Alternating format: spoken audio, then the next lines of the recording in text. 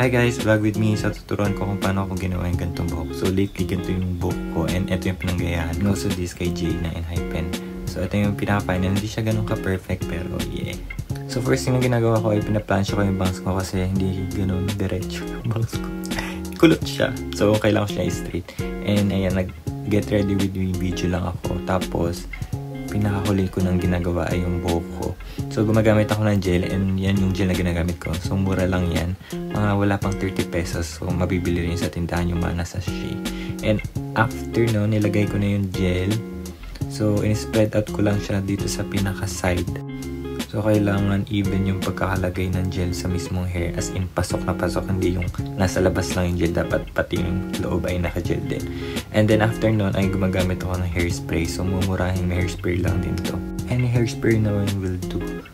Ito sa left side, hindi ko masyadong nilagay ng gel. Especially yung sa bangs ko. Kasi pag nilagyan ko siya ng gel, kukulot siya. So ang nilalagay ko lang ay hairspray. So para maging steady. Puro ko so. Para maging steady yung bangs ko. Ganyan.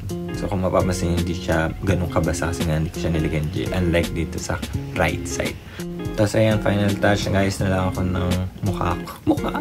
And nag-ayos na lang ako. Naglalagay na lang ako ng makeup and lipstick and anything na pwede ko ilagay sa mukha. And ayun na yung pinaka-final look. So pumipili na ako ng salamin na bagay. Charis.